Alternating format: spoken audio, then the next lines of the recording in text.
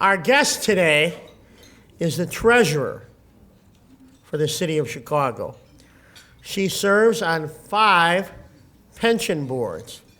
As treasurer, our guest today is responsible for investing a portfolio of roughly $7 billion. She grew up on Chicago's South Side. Our guest today graduated from Smith College and earned her master's degree from the University of Chicago. Ladies and gentlemen, please welcome back to the City Club of Chicago, Stephanie Neely. Stephanie? All right, thank you. That's wonderful. Good afternoon, City Club. Gosh, it's good to be here. Thank you, Jay, for that very short, precise introduction. Dr. Green, thank you for all your wonderful jokes to liven up the room. Gosh, there's so many people here I want to acknowledge, but then that would take up all of my time. So let me say thank you to all of my sisters. And you know who you are. I'm an only child, so I've got a lot of sisters in the audience who have helped me through good times and bad times. Thank you for being here. My real sister is the former state rep, Kim Dubuclet. Stand up, Kim. Stand up, Kim. Kim is actually my cousin, and she too has been there through all the good ups and downs. There's a handsome man back there in an orange tie who I have to say hi to, but I'm not telling you his name, but hi and thanks for coming out. I have a new play cousin, or I guess distant cousin, John Roberson. It's always concerning when someone comes up to you and goes, "Did you know we were cousins?" I've known John for 20 years. So hello, John. Thanks for coming out. I have been blessed, the city of Chicago has been blessed with a wonderful staff in the treasurer's office. So if I can ask my staff, current and past, yes, Mr. Mitrovich, that's you, to stand up. And you guys need to give them a warm round of applause because they do a fantastic job.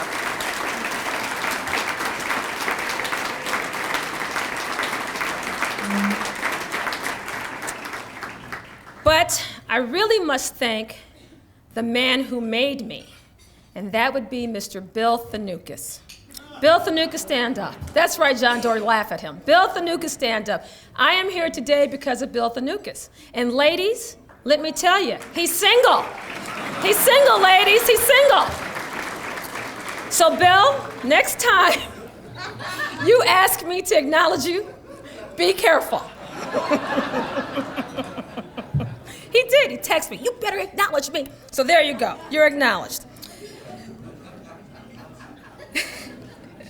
So most of you know me and my background. For those that are seeing me for the very first time, I'll give you the Cliff Note version. My family migrated here from rural Mississippi to pursue the American dream. They didn't have much of a formal education, but they know a good city when they saw one. Chicago is always known as the city of immigrants. We cannot forget all those people who migrated here because of the wonderful city that we have. My father, Kim's father, their 12 siblings, they didn't have much of an education, but they had strong family values and a very strong work ethic. So as Jay said, I was born right here in Chicago on the South Side, as we say, where Kim, this is a new word for us, our family, we ran a network of gas stations. Fancy word, network. We just called it a chain, but network of gas stations. Those gas stations were a part of my introduction to my own financial literacy. I recently spoke to a class of 3rd graders, and they asked me what my very first job was. And I said, it was pumping gas at my dad's gas station. But I don't think he ever paid me. So, I think, economics was better suited for me because I think I could get paid. Jay told you I went to Smith. I also went to the University of Chicago for business school. I'm too old to call it the Booth School, so I call it the Graduate School of Business. And then I worked for 20 plus years as an investment banker, primarily focusing on public finance. So 7 years and 2 election cycles later, I can truly say this has been my most rewarding job. I've had a lot of them, but this has been the most rewarding. Now, for those of you that don't know what the treasurer does, shame on you. Shame on you. I'm not even going to tell you what I do. I'm going to tell you what my primary functions are. I have been given the responsibility, the fiduciary responsibility of protecting the city's assets. And not just the financial assets, but all of the assets. I protect the city's money. I make sure we have enough liquidity. I invest our funds to maximize returns. And speaking of assets, Jay got the number wrong. We got some money in, Jay. We have $8 billion as I stand here today. Give or take a few million. I'd rather take than give. I'm truly proud of what my office has accomplished during my tenure. We have earned over $700 million in returns. We've had 5 clean audits in a row, on our way to our 6th, keep our fingers crossed. And we have one of the most cutting-edge municipal investment management operations in the nation. We are so good that my good friend Steve Lux asked me to invest the Park District's money. So Steve, I hope we're doing a good job for you. I've spent most of my life in this city, and I love it deeply. We can all agree that we have an unmatched skyline, great neighborhoods and parks, fantastic arts and culture, and the best restaurants in the country. Unfortunately, we can also agree that our city has some difficult social, political, and economic challenges. I'll put gun violence right at the top of this list. We must address these issues in a serious and systematic manner if we are to ensure that all Chicagoans and all of its residents have the opportunity to prosper. I want to be part of this solution. I was here about 2 years ago, and I spoke at length about the serious funding problems facing the city's pension system. Earlier this month, the state legislature finally passed the first set of policies to improve the long-term health of the municipal and laborers' pension funds. But we're not out of the woods just yet. We're still facing a daunting deadline next year, an additional $600 million required payment to the police and fire funds.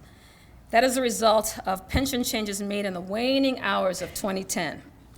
But rather than talk about pensions again, I want to talk to you about a related but larger issue, one that affects the pocketbooks of families across Chicago. This is an issue I know I can do something about. I'm talking about financial literacy. I think my pastor might be here. Is Coach here? Is he here? Coach, you gotta stand up. There's my pastor. That's Wayne Gordon from Lawndale Community Church. He was just talking to me about wanting to talk about financial literacy, so take notes.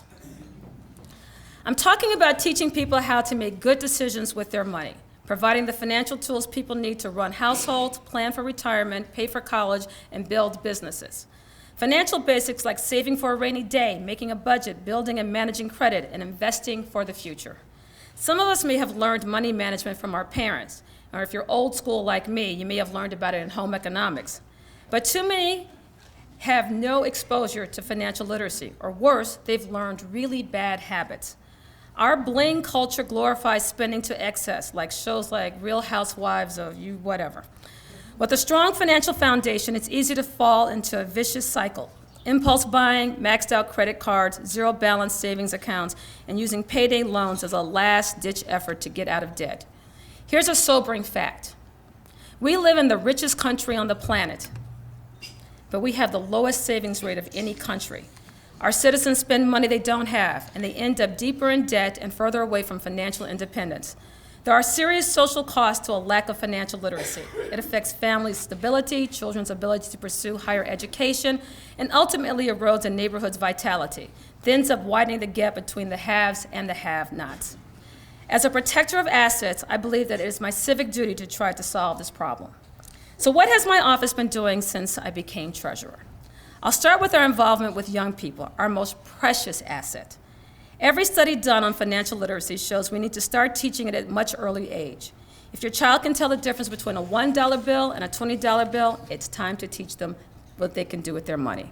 But we've had a couple of big obstacles when it comes to financial literacy in our schools. First of all, while we do have consumer education mandated in Illinois, it's only for high school. By then, many teenagers have settled into a certain mindset that fails to differentiate between needs and wants. They don't value saving for a worthy goal or delaying gratification. Most kids are getting very little exposure to basic financial education until they're pretty far along, both as students and consumers. In fact, the mandate is so thinly written that you can basically say checkbook and move on to your next topic. That's why we have adults that don't know the difference between a stock and a bond. Secondly, teachers face a bewildering array of tests and benchmarks that they have to prepare their students for. Teachers say they have very little time during their overstuffed day to add one more topic to their curricula. So even though all the data shows that financial literacy reinforces reading and math skills, it's never been a part of standardized testing. We know that the optimal time to teach young people is in elementary school, up to about 7th or 8th grade, and it's never too young to start. These years are the window of opportunity when parents and educators can still shape behavior. Once teenagers are trying to change behaviors, it's a tougher crack. As anyone who's tried to quit smoking or lose weight, it's easier to create good habits than break bad ones. So I wanted to focus my attention on elementary students and hopefully get them on the right track. In 2008, we started partnering with Susan Beecham and Money Savvy Generation and came up with a solution to our two main obstacles. Instead of grade school teachers, we started working with CPS teacher librarians to deliver financial education. These are certified teachers that have independent time each week to provide education that complements what's being done in the classroom. Through generous support, we were able to provide training and curricula for the librarians and our famous piggy bank. This bank has little legs for saving, spending, donating, and investing. And we're actually going to auction this off when Dr. Green gets up later on. We wanted to teach children it's their money and they can choose to save it, spend it, invest it, or to donate it.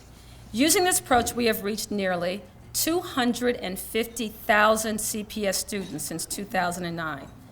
It's an amazing accomplishment and a testament to the dedication of our partners, sponsors, and teacher librarians. But let me put this number into context. 250,000 represents only about 20% of the total number of grade school students that we could have reached over the last 5 years. But it hasn't been for a lack of trying.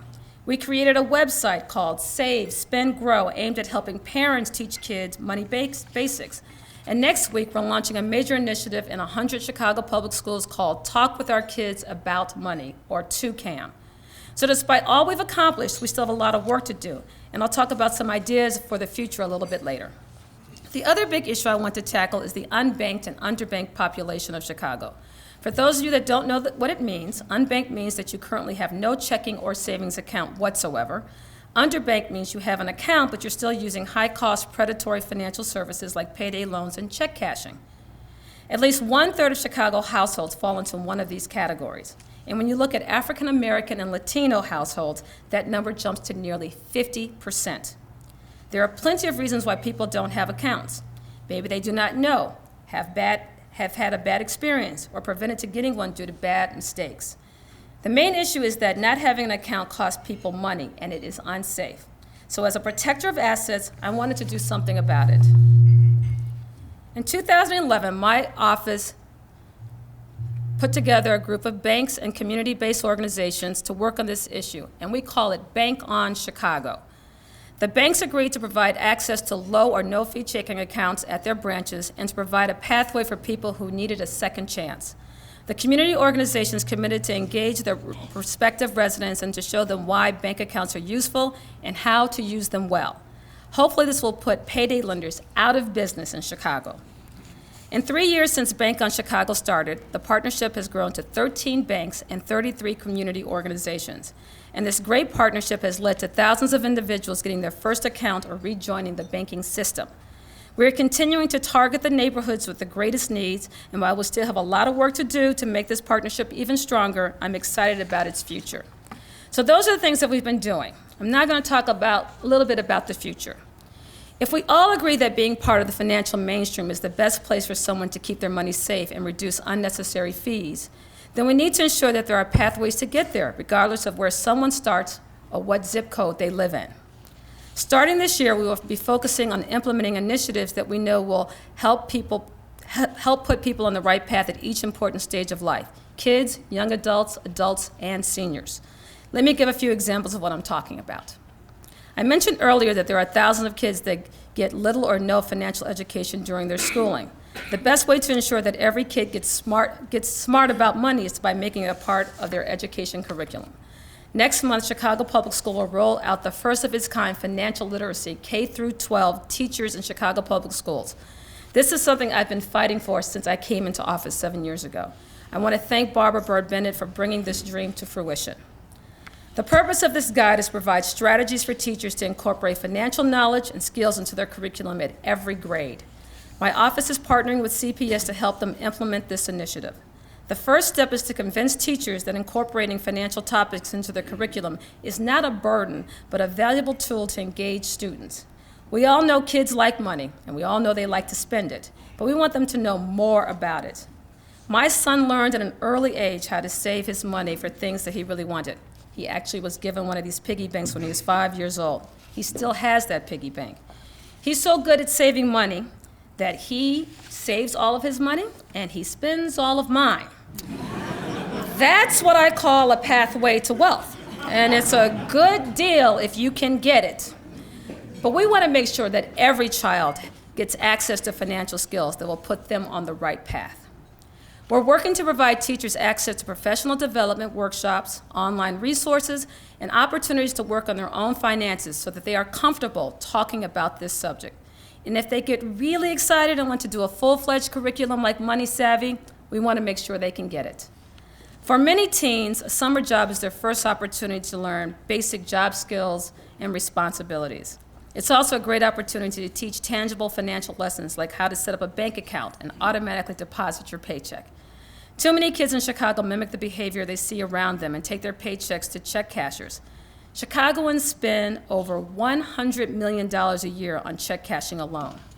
We need to change this. Thanks to a grant from the City Foundation, this summer we are partnering with the city's One Summer Chicago Youth Employment Initiative. We'll study the best ways to help our young people get banked and learn the basic financial skills they'll carry on into adulthood. We all know the advantages of investing in higher education. It's an investment that pays off over a lifetime of work. But for too many young people, financial obstacles keep them from completing college. The number one reason children drop out of college is because they run out of money. This summer, we are kicking off a pilot project with City Colleges of Chicago and LISC, Local Initiative Support Corporation, to provide access to a full-time financial counselor. This is a person who's specifically trained to help students come up with a plan to manage their finances so they can stay in school. For adults, one of my biggest new initiatives is focused on the importance of credit. A credit score and a credit report is the foundation of any financial identity. It affects everything from getting a car loan, how much you pay for a home mortgage, how much you pay for insurance, and what kinds of apartments you can rent. So much more is also affected. Unfortunately, too many people ignore their credit scores. Some don't even know how to look it up. I got a hint for you. It's free, and you should do it every year. Make it your New Year's resolution. Others have bad credit or mistakes on their credit report and don't know what to do about it. A few are even convinced that they are better off not having any kind of credit profile. A low credit score or no credit score can literally make your life more expensive by thousands of dollars a year. People who are barely making ends meet can little afford to throw away money on high interest and finance charges. In Chicago, at least a third of all adults have credit scores under 640, and many have no credit score at all. Anything under 640 is considered poor credit territory, but we're going to change that too. There are now tools and products out there to help people build a good credit score, and it is my job to make sure that we reach every Chicagoan who needs help, who needs this type of help. The goal is to help them build good credit or repair not so good credit. We're working with partner organizations such as LISC, Credit Builders, Cities for Financial Empowerment, and others, and together we can make this happen. So who's going to do the work? Community-based organizations are the best place to start building awareness about the importance of credit scores and to deliver credit-building services to the people that need it most. Starting this fall, we'll provide up to 100 interested community-based organizations the opportunity to learn about credit building and how to incorporate it into their work. So you see, we have a lot of work ahead of us. It's going to take a big investment of time and resources. I am very confident we can get it done. At least once or twice a month, I visit an elementary or high school in Chicago and talk to the students about who I am and what I do for a living. One thing that I always tell them, the best investment that you can make is in your education because it has a great return. I feel the same way about financial literacy. We have done the research. I think we have the right strategy, So I am confident about the return on this investment. More importantly, I am confident this will make a profound and lasting difference in people's lives. So I know you come to the City Club to hear an announcement, so I have one for you. I'm going to take a lesson from Marketing 101, and we're going to create a brand. In the next few months, we will announce the creation of the Office of Financial Inclusion that will be housed within my office. So I need you all to stay tuned. Let me close by returning why I'm so focused on this work. As City Treasurer, I'm charged with protecting and growing Chicago's financial assets. I take that to mean more than just your tax dollars. I want to make the most of your dollars too. My goal is to be the best treasurer the city has ever had, and I'll work hard to keep all Chicagoans in the financial mainstream. I hope you will support me in this endeavor. Thank you.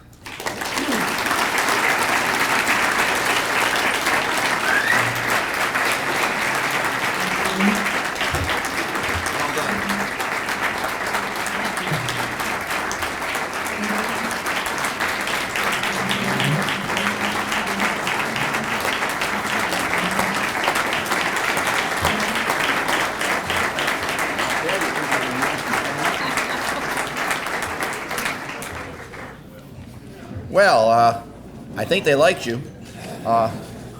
Before we get to the questions, and City Club P, raise your hand. They can see you. If you have a question, lift it up in the air, and she will come by and pick it up. She's very, very quick.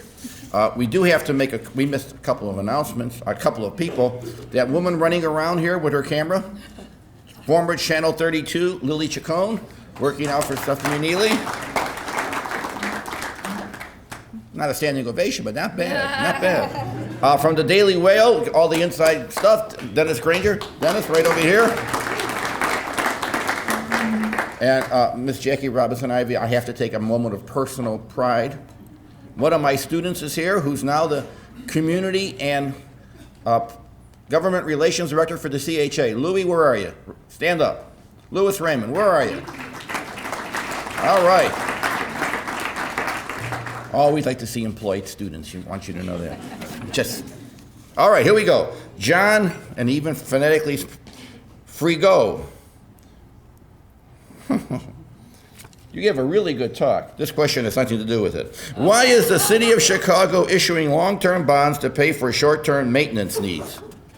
This is the City Club, you know. After the standing ovation, they get right to it. Go ahead.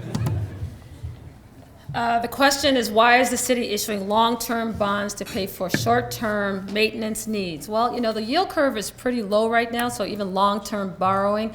So clearly, you know, Finance 101, we're trying to stretch the payment over a longer period of time. Quick answer. Graham Grady, Taft Law. Where are you, Graham? Right back there. Okay.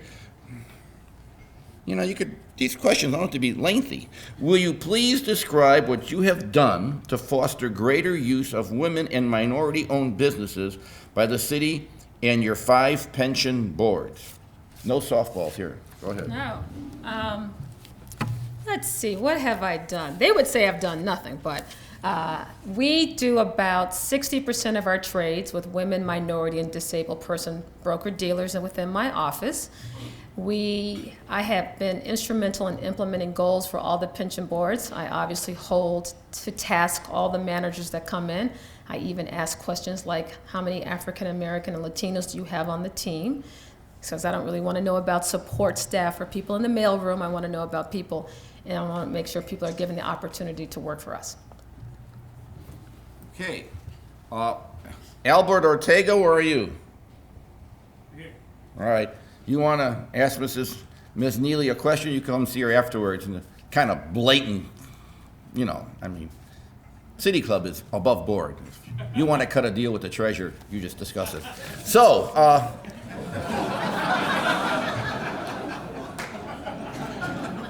you know, don't want to. You want to know what the question is? Well, something about working together with a specific group, and I think that's fine, and just talk to her. Go ahead, City Club P, just run there. My question, real quick. You mentioned the $600 million. What happens if we can't meet that number January 1st of 15 on the pensions? The police and fire, 600 million will be due. We have the head of the fire department's pension, what are they, Ryan? That's the Their union. Their union, That's the coming here in a couple of weeks. Right. What happens if we can't meet the payment? Well, I guess we're going to make the payment, and the question is how we're going to pay for that payment. So do we raise property taxes, or do we look at other sources of revenue? I'm kind of fond of looking at, a commuter tax, casinos. I think there are a lot of other areas besides just property taxes, but we're going to make that payment. Okay. For the record, the city of Chicago has never taken a holiday or missed a pension fund payment. Last question. Fritz Kagi, is that correct, Fritz? Right there. Inc. Shorter. What is your position? Must be a first timer. Yeah, rookie. What is your position on allocating pension fund monies to hedge funds? I thought I was here to talk about financial literacy. Most of the people in Chicago don't even know what a hedge fund is. And the word hedge fund is so broad, I don't even know how to answer that. I mean, all the funds I sit on have, I think, between a 5 and 8% allocation to hedge funds. We don't typically like to go direct. We don't have the staff to analyze individual managers, so we go the hedge fund to fund route. But I think hedge funds are a great way to diversify. I like sort of a multi-strategy approach, and we're doing that. Well, it's a good answer. Fritz, normally we don't do this, but because there aren't any other questions, you had a second question. How have the pension funds investments, no, it's the same thing in hedge funds. All right, one thing about the City Club, the general interest questions, there's always an angle somewhere. How about a big round of applause for our speaker?